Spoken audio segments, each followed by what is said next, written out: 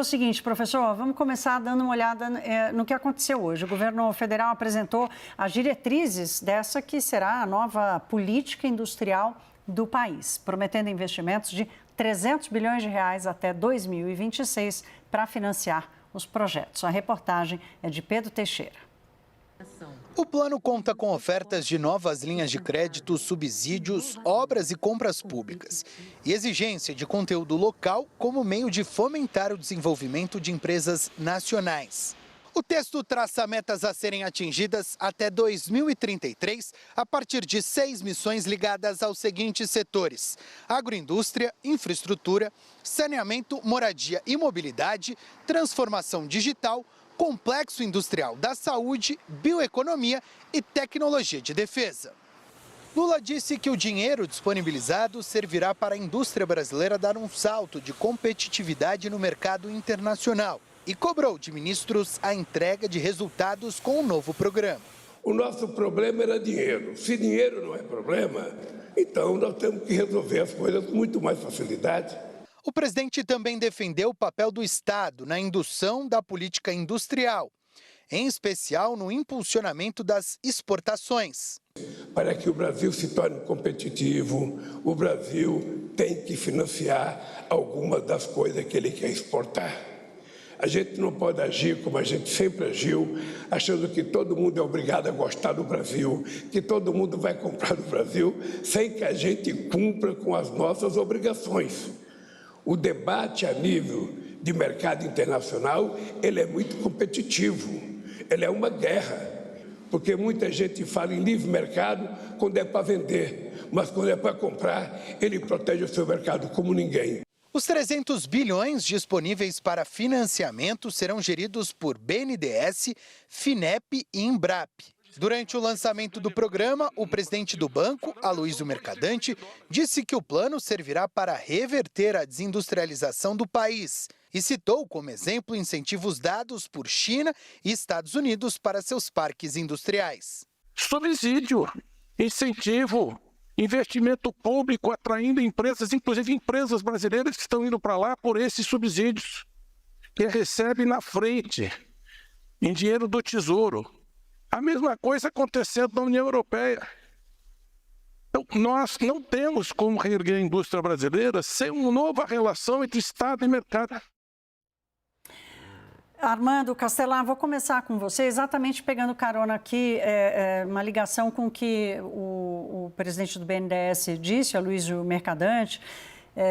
A União Europeia está fazendo, os Estados Unidos estão fazendo, a questão do subsídio, né? Que talvez no mérito ele não deve ser questionado, ele é um instrumento de política pública, mas a questão no Brasil, como é que ele funciona e qual a tua avaliação da estrutura desse plano que foi apresentado hoje? Boa noite, bem-vindo mais uma vez.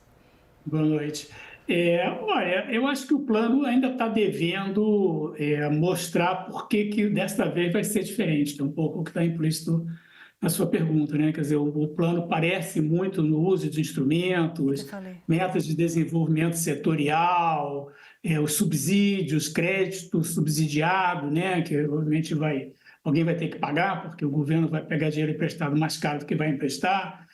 Tudo isso já foi usado e não deu em nada, não deu errado, né? Sei lá, eu citaria, como guisa de exemplo, a indústria naval, por exemplo, ou de componentes para exploração de petróleo. Gastamos dezenas, centenas de bilhões de reais para desenvolver esses setores que não existem hoje em dia, tá certo? O que aconteceu, né? Por que fazer a mesma coisa que está sendo proposta agora, de novo, vai dar um resultado diferente do que deu no passado?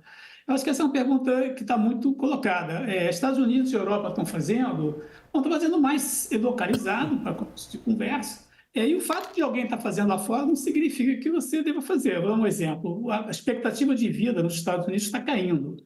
As pessoas hoje em dia esperam viver menos do que esperavam há 10 anos atrás. Será que só por isso a gente vai piorar a nossa saúde pública para todo mundo morrer antes, porque nos Estados Unidos isso está acontecendo? Acho que não, né? Eu acho que você tem que olhar se a política é boa ou é ruim, não é simplesmente porque alguém faz que você vai fazer igual, pode ser que você esteja fazendo errado, né? Entendi. Armando, obrigada. Daniel, vou com você, que estava aí, acompanhou a cerimônia. Hoje trocamos ideia, conversamos com vários representantes e realmente houve um reconhecimento, inclusive de alguns economistas com quem eu conversei aqui, de que o fato de ter apontado inovação, economia verde, transição energética, que são setores em que o Brasil tem vantagens comparativas, vantagens competitivas e que podem ser, sim, indutores de algum crescimento. Qual a tua percepção sobre o que aconteceu aí hoje? Olha, Thaís, não é só uma visão do governo brasileiro ou de alguns países específicos. O próprio FMI, no início de janeiro, divulgou mais um working paper falando sobre o renascimento das políticas industriais ao redor do mundo todo. E por incrível que pareça, a CNI, por exemplo, saiu da cerimônia hoje dizendo que 300 bilhões são insuficientes, ainda são pouco perto do necessário. Por quê? É contraintuitivo dizer que 300 bilhões são pouco, mas a comparação é desfavorável porque a gente está falando de planos de política industrial na União Europeia, nos Estados Unidos, que chegam a 2 trilhões de dólares, 2 trilhões de euros. Então, perto do que Estados Unidos e União Europeia oferecem, realmente é muito pouco. Uma das observações feitas justamente pela FMI no Working Paper que divulgou em janeiro é que se países avançados, se economias avançadas usam muito subsídio, usam muito apoio direto e financiamento a fundo perdido, as economias em desenvolvimento tendem a usar outros mecanismos, até tarifas de importação mais altas. Por exemplo, hoje não se entrou nesse aspecto no plano de política industrial.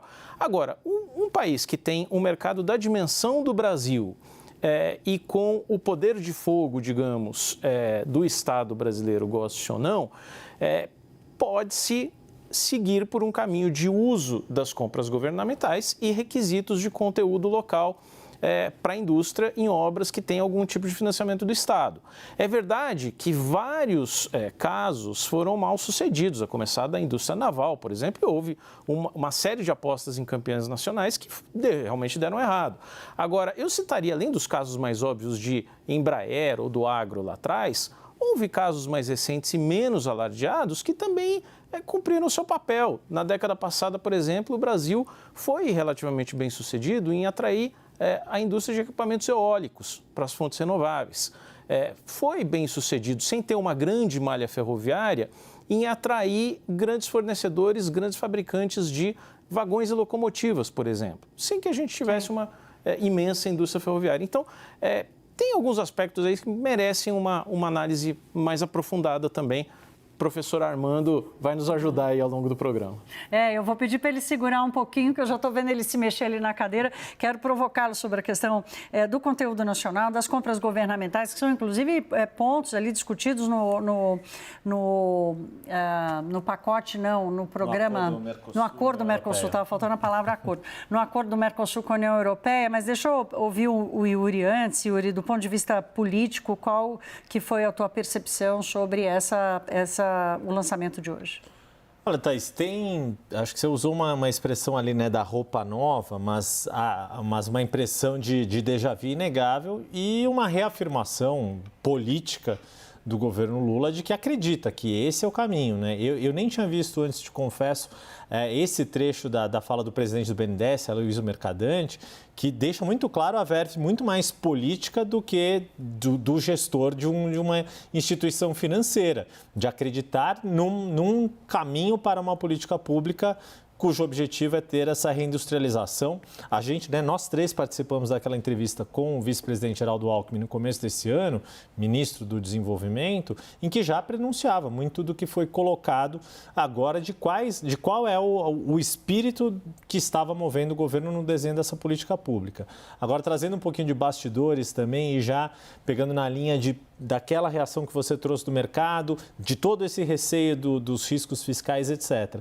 A minha fonte falou, olha, para o bem e para o mal, muito desse dinheiro, na verdade, era um dinheiro que já estava contratado. Então, para o bem e para o mal, é uma reação de mercado mais de medo de fantasma que ainda não está colocado, mas que já existiu no passado, do que de fato algo que se tirou ali que não estava tão presente ou que se de fato criou algo novo para ter um resultado tão diferente do que foi feito no passado. No fundo, tem muito do jeito PT de atuar em política econômica no sentido de ver o Estado como um indutor fundamental de crescimento, mas a grande questão é do quanto que essas metas de fato vão ser factíveis a partir do que foi anunciado. Mas claro que teve aderência, né, da indústria, e talvez essa reação que o Rittner tenha colocado da CNI de considerar pouco o valor é justamente porque era um valor que já estava dentro do pacote esperado para os próximos anos. Não, e assim, para um investimento, por exemplo, em infraestrutura, o Brasil precisaria de muito mais do que isso por ano, né? Agora, Armando, quero te ouvir sobre a questão do conteúdo nacional e das compras governamentais e entre outras medidas, porque o Brasil não tem uma cultura de avaliação da política pública, né? A gente vai errando e a política pública vai ficando e vai pagando. Nesse governo, a gente goste ou não, tem um Ministério do Planejamento que foi recriado com um objetivo ali de fazer uma revisão das contas e fazer uma revisão das despesas. Qual é a tua confiança ou a tua crença entre essa proposta de manter uma revisão sobre a política pública e realmente o Brasil tomar a decisão de parar de fazer o que não dá certo? Se você acha que isso vai ser acionado dessa vez? Eu acho que exatamente como você mencionou, né, o fato de que nas políticas sociais você está preocupado em avaliar e concentrar o dinheiro em políticas que você avalia que estão dando certo e por quê, é surpreendente que na política industrial você não faça isso, né? Que você simplesmente, tendo toda essa experiência no passado que deu errado, você não ter parado um minuto para dizer por que deu errado no passado, por que agora você acredita que vai dar diferente. Não foi feito isso, quer dizer, é surpreendente que para o social, para a política social você faça isso, e para os 300 bilhões de reais, que pelo jeito aí o pessoal achou pouco dinheiro, eu acho um bocado de dinheiro, para ser honesto. Acho que para o bolso do contribuinte é buscar de dinheiro. Quando eu vejo o ministro da Fazenda e defender propostas para levantar 50 bilhões aqui ou 60 bilhões ali, eu penso em 300 bilhões, parece várias vezes esse dinheiro, né? Então, você veja só, para pagar esse subsídio, você está aumentando imposto, que vai aumentar a informalidade, que vai tornar não competitivas uma série de empresas. A política de juros subsidiado vai limitar o espaço do Banco Central, reduzir juros, a taxa chamada taxa neutra vai subir. Isso significa que o governo vai gastar mais dinheiro com juros, o que significa que o ministro da Fazenda vai vir atrás de mais dinheiro do contribuinte para poder pagar o juro que está subsidiando. Isso significa que o custo de capital das empresas vai subir. Isso significa que o custo de mutuários que queiram comprar casa própria, ou um cidadão que queira comprar um carro, vai pagar mais. Então, vai quebrar muita coisa, vai aumentar a informalidade. Então, o Daniel falou, né? Pode ser que nesses setores dê certo. Eu posso entrar no cassino com o meu salário e pode ser que eu saia bilionário de lá, né? Então, de novo, é por causa disso que eu vou botar o meu salário no cassino, porque pode ser que eu ganhe? Não, eu acho que tem que ter um trabalho de tentar mostrar por que realmente a chance de dar certo é muito grande, né? Conteúdo nacional é uma política voltada para o governo pagar mais caro para a empresa que é pouco produtiva. Essa é a ideia básica, tá certo? Então, tem gente que faz mais barato, mas eu vou pagar mais para comprar de quem faz mais caro, tá certo? Desde que faça aqui dentro. Essa é uma política que, não estimula a produtividade, porque você compensa a baixa produtividade com a compra do governo, não há nenhum incentivo para ser mais produtivo. E 2, retira a empresa das cadeias globais de valor. O Brasil é um dos países que está menos presente em cadeias globais de valor. Isso significa menos exposição à competição, isso significa menos especialização, isso significa menor escala, tá certo? São coisas que, de novo, penalizam a produtividade. Então, não é uma política voltada para gerar produtividade, é uma política voltada para compensar a baixa produtividade com o dinheiro que vem do subsídio ou da compra do governo. Eu já tinha destacado aqui para a gente tratar da questão da produtividade, Daniel, que apareceu muito forte hoje, que é um dos grandes desafios do Brasil. E lembro aqui do que eu disse agora há pouco, né, do fato do Brasil ainda ser um país pobre. Então, há algumas premissas. Hoje me disse, por exemplo, um grande industrial, ele falou, olha, política industrial só dá certo em país que cresce e que a macroeconomia é equilibrada. O Brasil está vivendo um período de um crescimento um pouco maior, com a macroeconomia minimamente equilibrada, apesar de todos os alertas acesos aqui para o descontrole fiscal das contas públicas e por aí vai. O que você avalia da percepção, por exemplo, da equipe econômica, ou mesmo dos setores que você conversou, sobre o ganho de produtividade? Ele é real na cabeça das pessoas? Olha, Thaís, tem algumas medidas ali que estão dentro do plano de política industrial divulgado hoje que são mais transversais e que tendem, sim, a focar em produtividade e não lidam tanto com financiamento, subsídio, apoio à exportação, regras de conteúdo local, elas são realmente mais transversais. Do que a gente está falando? Tem ali uma ideia de racionalização dos subsídios de energia elétrica, né, que são rateados e, portanto, pagos por todos os consumidores nacionais e que só neste ano montam a 37 bilhões de reais. Isso significa tarifa mais alta. A gente tem no Brasil energia barata e tarifa cara. Isso está muito ligado ao excesso de subsídios e existe um plano de racionalização dos subsídios. Outro ponto ali que estimula inovação é redução do prazo de análise das patentes. O INPI, que é o nosso órgão de propriedade intelectual, gasta em média 7, 8 anos para analisar um pedido de registro de patente. O objetivo é até 2026, reduzir esse período para 2 anos. Se você tem análise mais célere de patente, você está reduzindo essa demora e estimulando, em tese, inovação para todo mundo. E um último fator que é absolutamente transversal, que tem gente que diz aqui, o pessoal da equipe econômica diz, essa sim é a grande política industrial, que é a reforma tributária, porque aí é você desonerar investimento, desonerar exportação e tirar a maluquice que existe no nosso sistema de cobrança de impostos. Tudo isso somado com essas 6 missões que foram divulgadas no plano de hoje. Nós vamos ter muito tempo para fazer, né, a nossa avaliação aqui no dia a dia para entender. Faltou muito detalhe desse projeto, né? Assim, de quem vai ter que comprar que conteúdo nacional, de qual cadeia, né? Os 300 bilhões, por exemplo, já tem lá no pipeline do BNDES há muitos anos que a cada ano até 2026 tem ali na conta entre 130 e 150 bilhões de reais, o que dá uns 300 bilhões. Então, ainda faltam detalhes, né? Como diz o ditado. Ver como vai ser o passo a passo. Exato, disso, a modulação, né, disso tudo e exatamente como os setores vão se comportar.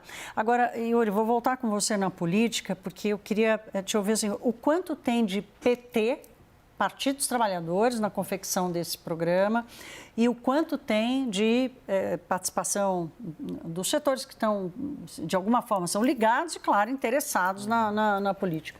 Não, tem bastante dos dois, na verdade. Não é ficar em cima do muro, não, Thaís, mas porque vale destacar ali o protagonismo que teve o vice-presidente Geraldo Alckmin, que é ministro do Desenvolvimento, na elaboração desse plano, que foi praticamente ele apresentou hoje o que foi o trabalho do seu primeiro ano como ministro e parceiro de governo de Lula, né? Ele havia sido parceiro de chapa, de campanha ao longo do ano de 2022 e 2023 se engajou plenamente neste trabalho. Teve um ou outro momento mais até com cara de PT, por exemplo, naquele pacote específico da indústria automotiva que foi anunciado meses atrás. O Armando teve bons pontos sobre ele, a gente E já é curioso que lá. uma das pessoas que eu vi hoje também ligada à área da indústria falou, olha, não vamos olhar o que foi apresentado hoje como se fosse algo direcionado, por exemplo, à indústria automotiva, que, enfim, a gente já tratou disso aqui, né, de que desde que começou a atuar no Brasil, tem algum tipo de subsídio, algum tipo de apoio governamental. Então, eu vejo que tem um certo equilíbrio, mas é claro que tem um DNA petista muito forte. Isso é inegável porque é a filosofia que está por trás disso. Mas aí também, trazendo um pouco do olhar da própria indústria, né, conversei muito rapidamente, porque estava inclusive em trânsito de Brasília para São Paulo, o economista-chefe da Fiesp, Igor Rocha, e a Fiesp está sendo citada aqui não por ser apenas a federação mais importante da indústria de São Paulo, mas porque tem, inclusive, essa conexão política muito forte com o Geraldo Alckmin, que foi tantas vezes governador aqui.